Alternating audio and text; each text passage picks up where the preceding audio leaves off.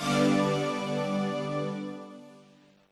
many ways, one of the strange things about politics today is that people quite often argue that it has a kind of managerial quality, that there's no great ideological divides, there's no big issues. I think that that's a very strange take on where we are in terms of the choices we face as a society. If you think of the scale of the environmental challenge, if you think about the difficulties of ensuring that we can continue to fund public services, not just in the light of the current financial squeeze, but in the light of a growing and ageing population and growing demands for those services. And it doesn't seem to me that we're necessarily talking about different forms of subtle management. We're actually talking about making some significant political and economic choices. Politics hasn't gone away.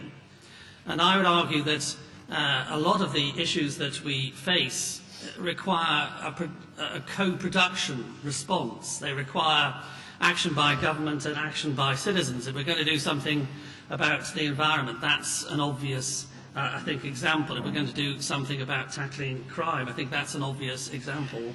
And this leads me to my second main point, which is that it does seem to me that it's entirely appropriate that governments and, to an extent, social scientists and citizens themselves take seriously some of the lessons from the new behavioural sciences, because I don't think it is easy to challenge the weight of evidence which backs the idea that we're not all rational calculating machines. We do misunderstand risk. We are influenced by social pressures and social norms, and I would add that we're also influenced by moral choices as well. And what that means is that if you want to intervene, you have to recognise the subtle range of motivations and cognitive pathways that people are going to travel down in response to whatever you do. And that means that you might need to step beyond simplistic introductions of laws which you hope people will obey, or taxes which you hope people will pay. If you're going to try and change behaviour, it seems to me entirely appropriate that you try and learn our lessons that have been hard won through experimental and other forms of social science over the last 50 or 60 years in terms of the real way that real people make decisions. So that leads me to my third point, which is that it seems to me there's nothing inherently wrong, therefore, in talking about lessons from behavioural science or talking about forms of nudging. It doesn't seem to me that there's a major philosophical or political question at stake in terms of deciding that you want to try and engage with citizens in a smarter way. It seems to me that when people say that they want to change people's choice architecture, this is, I think, a perfectly defendable position, since people's choice architecture is already currently being constructed, perhaps in an informal and an ad hoc way. To construct it in a more deliberate way seems to be not entirely inappropriate.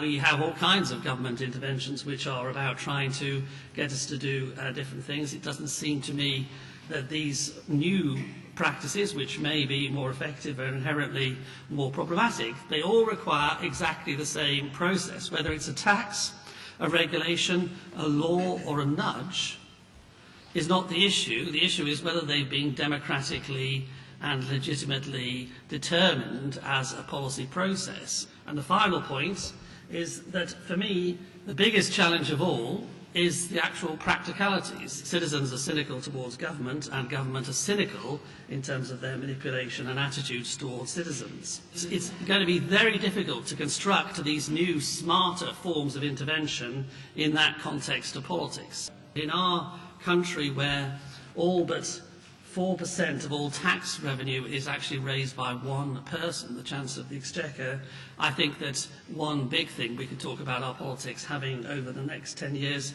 is much more decentralised structures. I think, as Gerry outlined there, we have this key equation that is critical right now on the subject of this talk.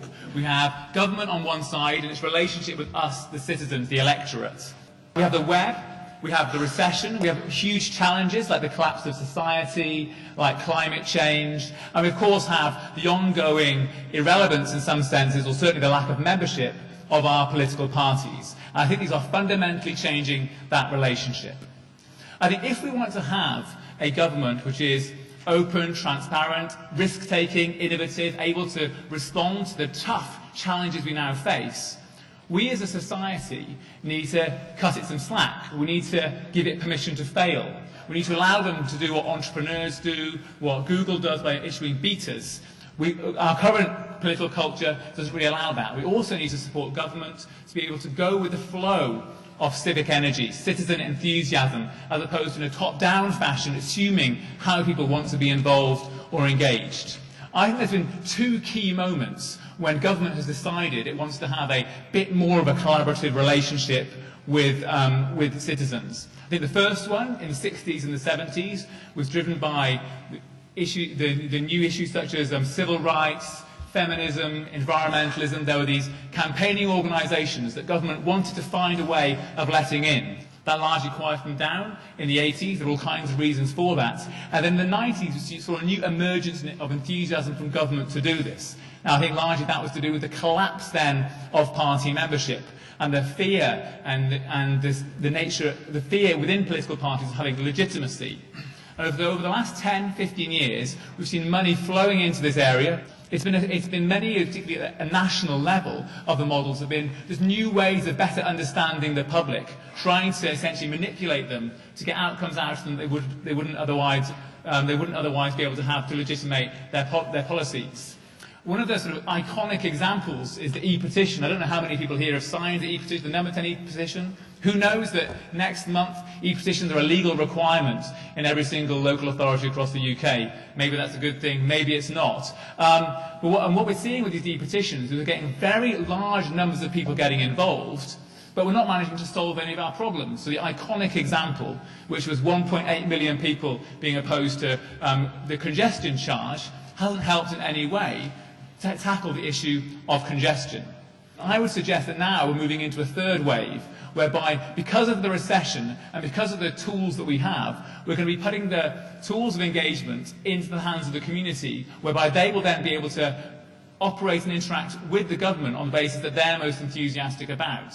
The government is only going to support these co-productive activities that Gerry was speaking about if they put data on the table, if they actually say, look, we don't know how to solve the issue of climate change, I don't know, health services, if we have that honest conversation. So we as civil society need to give them permission to be honest, but at the same time we need government to have a much more open, transparent relationship with us and not assume how we wish to be involved. Thanks. I've studied a lot of these behavioural sciences and the way they connect with social policy, and I'm quite sceptical about the power of nudge and the extent to which nudge-style policies can be used to shape behaviour. That's because they only really work on very simple behaviours. For example, doing something like joining the organ donation scheme is a simple choice. If you have auto opt-in instead of opting in yourself, you're likely to get more people opted into that scheme. But most behaviours are just not that simple. So I think the remit of nudge is going to be quite limited. But what I would worry about is that, anecdotally, when I've gone to hang out with civil servants in the Cabinet Office,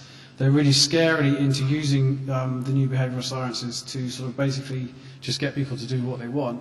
And they've kind of forgotten that nudge is based on libertarian paternalism, which is supposed to be the idea that you shape choice without taking away free choice. Well, they've just completely forgotten that aspect to it, and it's just let's shape as many choices as we can. Now, politically, our system grew up as a tribal system. It's a party system. You're supposed to join a party because you believe in a sort of bundle of core policies. If you're a Tory, you believe in free markets, and you've sort of got some kind of sensibility towards others where you believe they should be entrepreneurial and strive to do things. And then if free markets go wrong, you're consistently fine with that, and that's okay. People just have to learn their lesson and pick themselves up. If you're a traditional Labour supporter, you probably start from a position of feeling a fellow feeling with your fellow citizens. You'll feel solidarity with them. You care about inequality, so therefore you want a welfare state to protect people against the iniquities of a market system. But people just aren't that philosophically consistent. If people were that tribally consistent, they wouldn't have learned from history, and they wouldn't be intelligent. And they are intelligent, and they do learn from history. So they're not prepared to just be a free market Tory or a simple welfare state social democrat anymore. They're more complex. And ideologically, we've got a kind of system that does represent that. So that's a good kind of inconsistency that we possess. But there's a bad kind of inconsistency that we possess where we sort of just indulge our own biases and we have, self-serving opinions. So if you interview the public about public service cuts, they'll say, yeah, we need really big cuts, but not in any of the services I use. Or they'll say, I want to pay, really low taxes, but I want Scandinavian-style services. Well, that's just inconsistent. That can't happen. And that kind of bad inconsistency is based on our kind of psychological flaws as human beings, if you like. The system itself doesn't represent those inconsistencies. When we go online, we can vote for petitions, vote on petitions, we can rate things, we can vote in Britain's Got Talent. We're used to having our single issue opinions respected all over the place, and the political system doesn't allow that at all. So I would argue that if politicians want to engage the public better, and they need to engage that kind of good kind of inconsistency where we've got lots of different opinions, that some might be sort of, free market, some might be social democrat, whatever. And we've got a bundle of those opinions and we want them represented. So I think that somewhere along the line there has to be some kind of reform of the voting system where single issues can be better represented. So if I'm pissed off with Labour, I can vote Green and actually get a Green politician in Parliament. Our own bad inconsistency, the fact that we want low taxes but great public services, we need to kind of face up to that ourselves. And I think the government needs to engage us more seriously publicly in things like citizens' juries, where people would go away for maybe like 2 weeks or a month and every year and go through some really serious issues facing the country, and people should really engage in those debates, and they should learn through that process that they're not simple, and if there were killer policies out there, then politicians would have come up with them now because they want to win your vote. So I think we need to grow up a bit, and we need to have some kind of aspect to our political system where we can sort of, have a grown-up debate and realise that things are just not that easy, and we need to sort of iron out some of our own inconsistencies.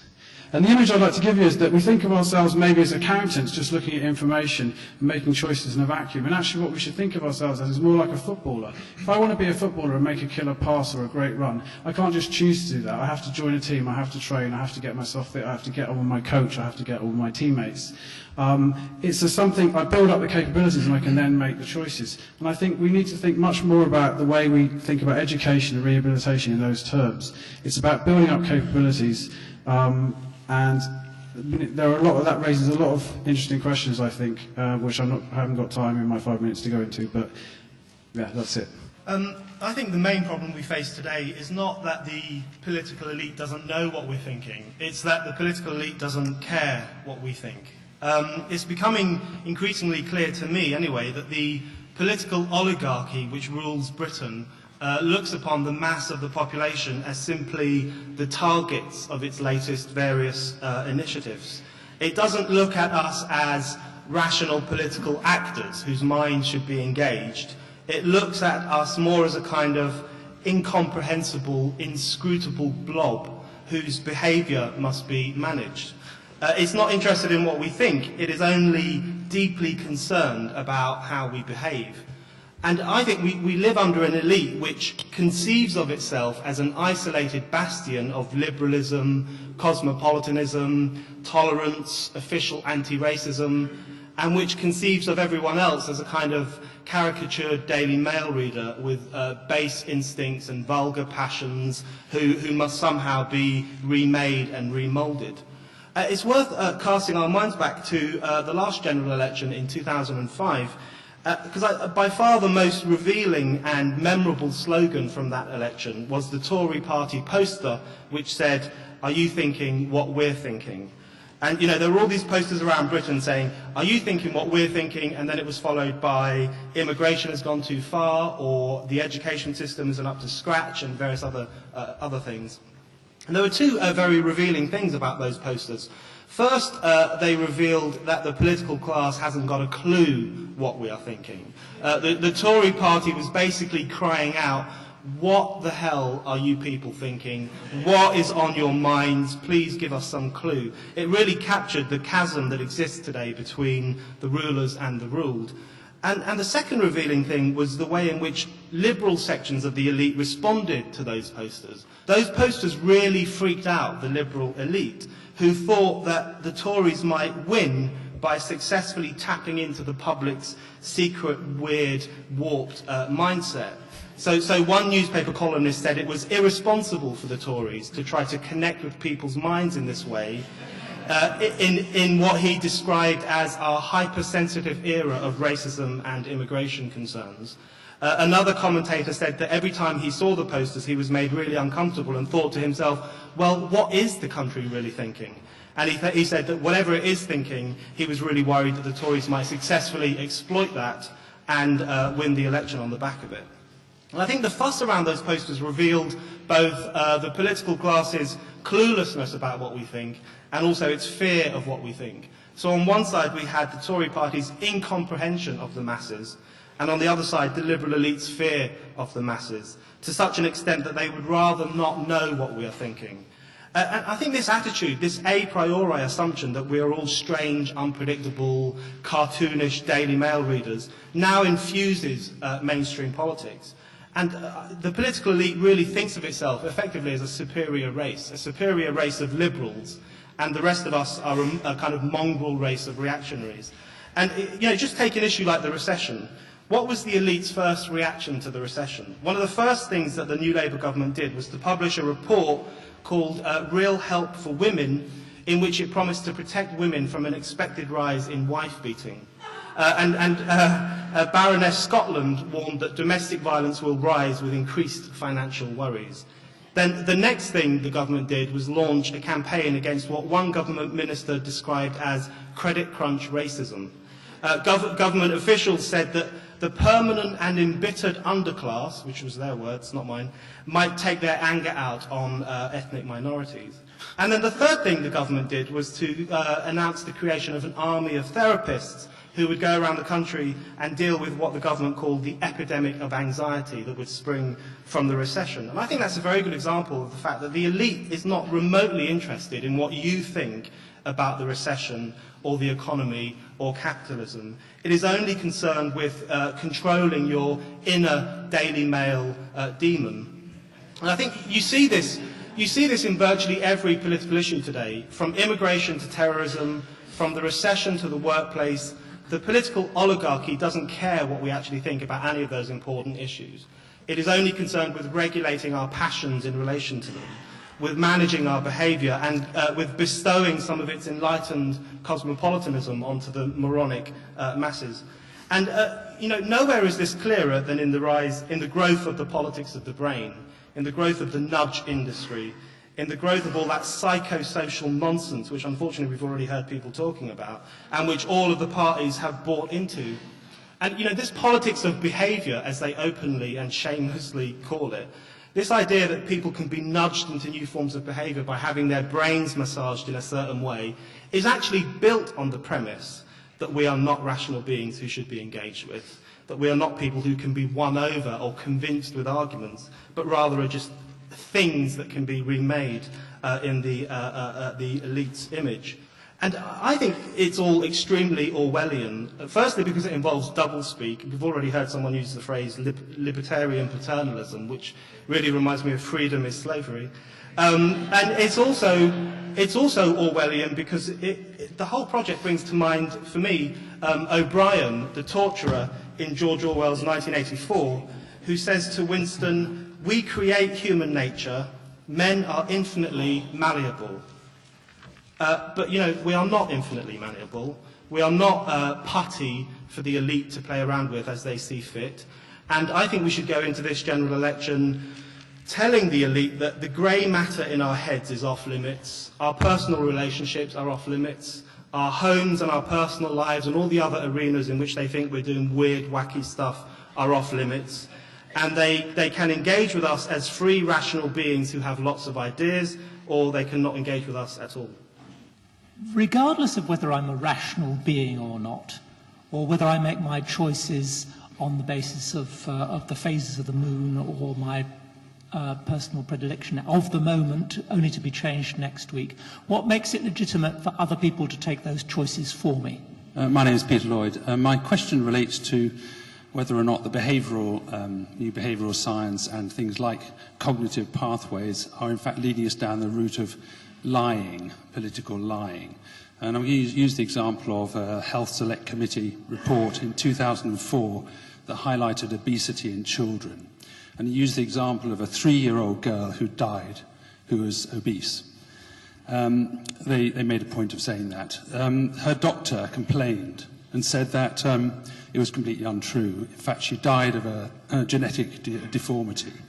But a number of people involved in that report, and a lot of advocates of it, actually said it didn't matter. They didn't want to back down because they needed to send a message and they were not going to change their view. And I'm wondering if it's this behavioural approach which is causing people to accept that the truth isn't actually what matters, in this case, more the message. I think we're as rational as the frameworks that we have to think in. If what you do is you just present to people kind of micro-choices, or worse than that, you don't even address them at the level of ideas. What you do is just try to nudge them into making some choice, which you don't even present them a framework for thinking about, then they're going to look pretty irrational. You know, in the past, people did think in terms of ideologies. Now, I'm not saying that we can just recreate those. They don't come out of nothing. You know, they have to be there. But what seems to be going on is a kind of mitigation strategy, really, to deal with the assumption that, you know, ideas are dead. And that does seem to be very, very problematic. Nico MacDonald, I'm co-author of the Big Potatoes Innovation Manifesto. This is to Matt. I've heard Matthew Taylor, who's the chair of the RSA, of which I'm a fellow, in fact, talk about cognitive dissonance, which seems to be the groovy term for what you were talking about expecting to have low taxes and high quality of healthcare. And actually, I'm not sure that's so dissonant in the sense that historically we've actually managed to have more with less.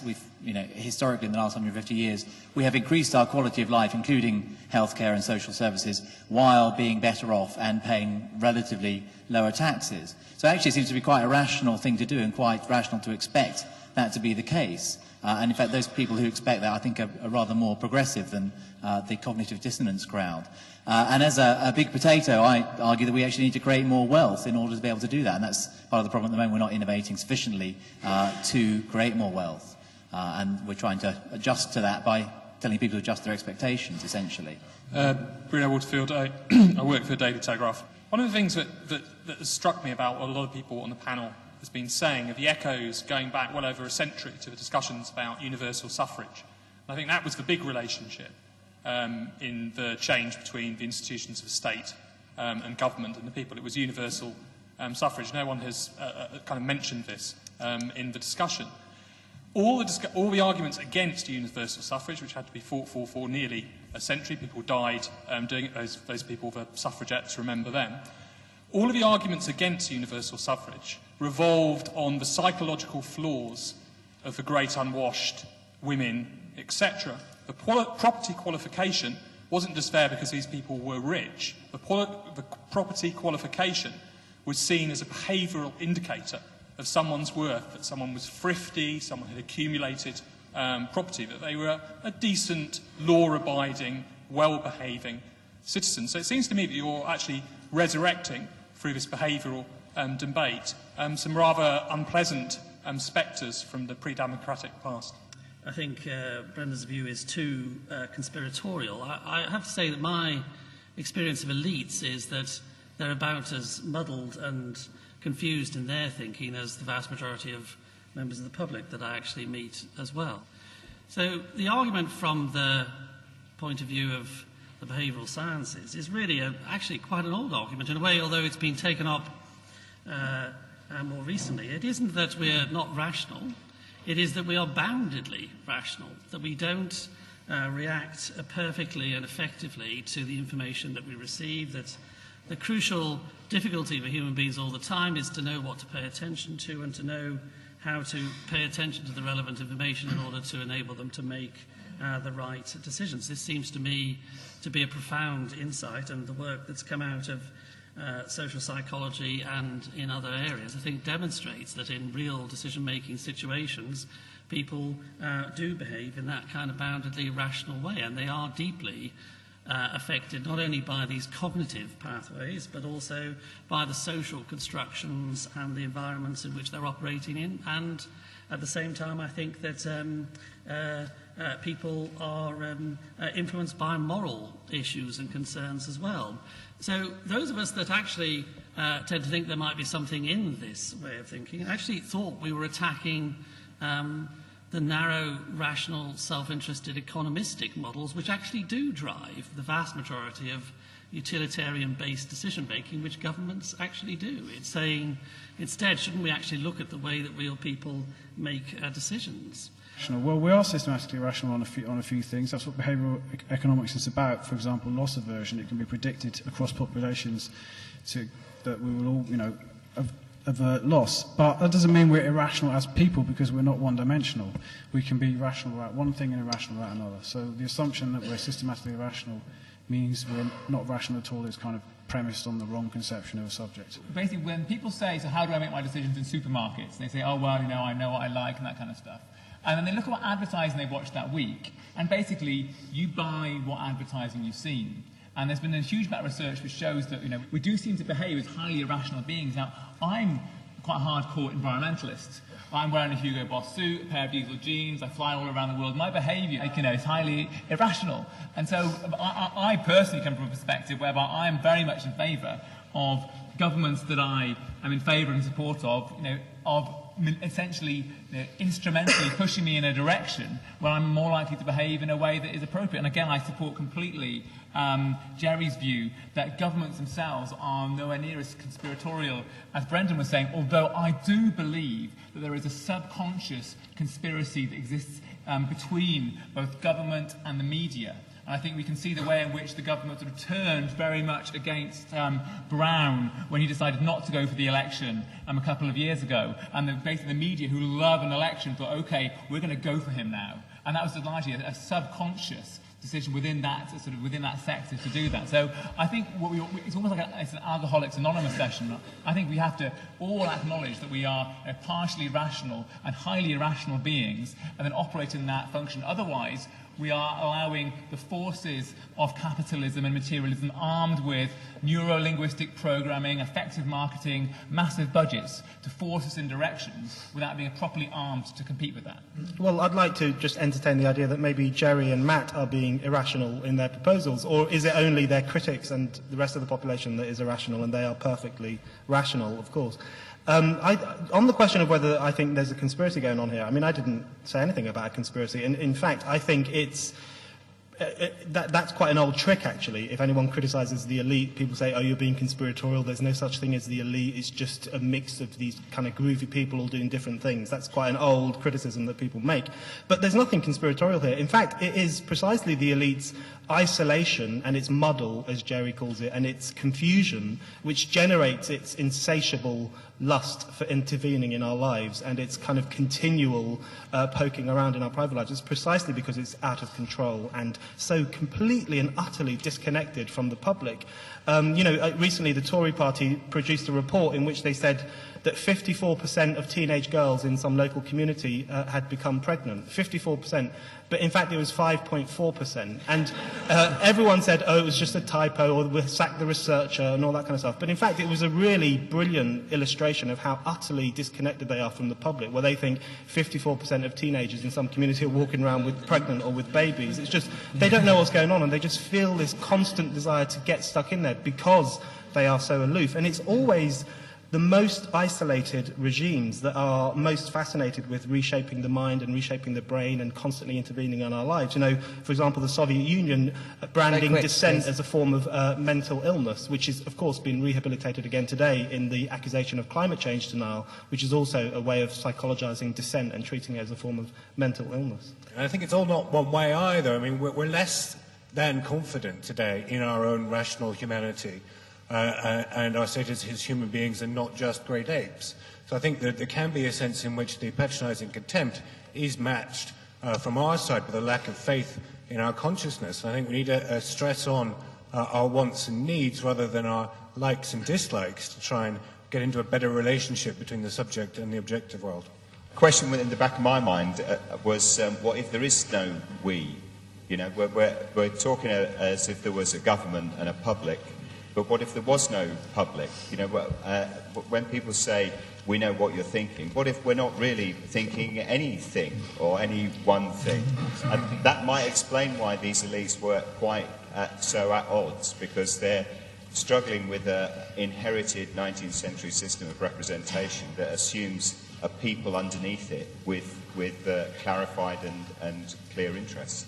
The point is not about whether in general human beings are rational or they're not rational or what guides our decisions. The point about politics is it's people asserting their interest, their will, and saying, I want this. This is what I want. And you can say that the congestion charge petition was irrational because it didn't solve the problem of congestion. It solved the problem of congestion charge, which was the thing that people didn't want. And that was a community of interest which said, we do not want this, and it asserted itself.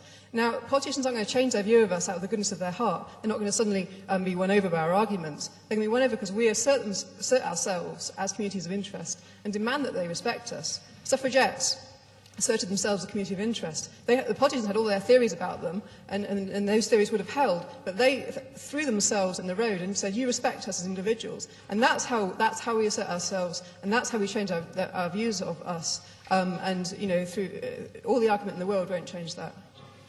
I think back to the 19th century when the elites in that time had the same problem of trying to deal with this kind of great mass of people that they had no control over or no influence on. And they sort of, the scientists of the time came up with, like social Darwinists, for example, or phrenologists came up with arguments that the elites, or came up with scientific developments that the elites could then use to try and explain the existence of these people. They were basically biologically inferior.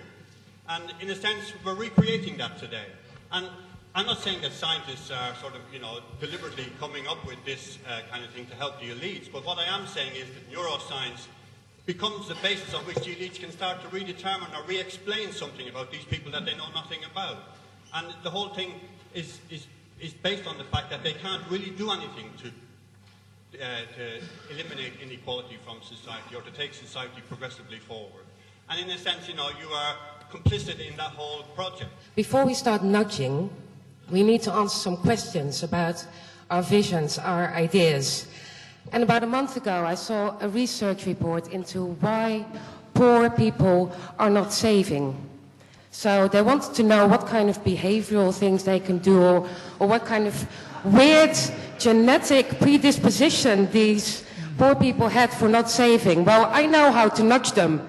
I take away from this meeting very much that I might be involved in some conspiracy to create a Frankenstein monster, but I want to reinforce the fact that my name is Stoker, and Stoker, of course, was the famous author of Dracula, not Frankenstein. And one of the things I think sort of overlies all of this is this issue of time poverty, that we are busier than we ever were before. The recession's made this even worse. And the lady mentioned before the example of the suffragettes asserting themselves. That was a great but tragically rare example of the public asserting themselves around a solution to a problem. It happens far, far too little, so we need to rethink a bit more about that. And then, then supporting, I think, Brendan's point towards the end. I think he's absolutely right when he talks about as elites get further away from the public, they become more detached, they understand them less, etc., etc. So I think, you know, we have to really take a hard look at whether our current government structures can work in the climate we're operating within. I think anyone who's interested in this stuff shouldn't overstate it. I accept that, and it's not the answer to it. It's not the answer to everything. I don't think anyone here is saying it is. So I don't quite see the argument going on. But anyway, I'm worried that we're now entering an era, a tyranny of rationalism, or a tyranny of pseudo-rationalism, because all we ever hear about is information, evidence, processing facts. You know, and it represents a real narrowing of the political sphere. So I think we should defend passion, fury, anger, greed, which is how our desires are now labelled, sadness rather than happiness, because sadness is often the trigger for action. And I think the demonisation of those emotions really represents, as irrational, really represents a denigration of the political being itself. And the problem we have today is that the elite really fears us and doesn't understand us, but it also desperately needs our votes in order to stay in power. So it's continually saying, vote, vote, vote, go to the postal, you know, postal votes, go to the shopping centre, whatever. And what we end up with is the fact that we are technically enfranchised, we have the vote, but we are politically disenfranchised because they don't trust us, they don't believe us, they don't want to really hear what we have to say. And so I think we should go into this election arguing for more than technical enfranchisement. We should argue for political enfranchisement, which means stirring up debate and being rational and irrational and making some serious demands. Okay, thanks.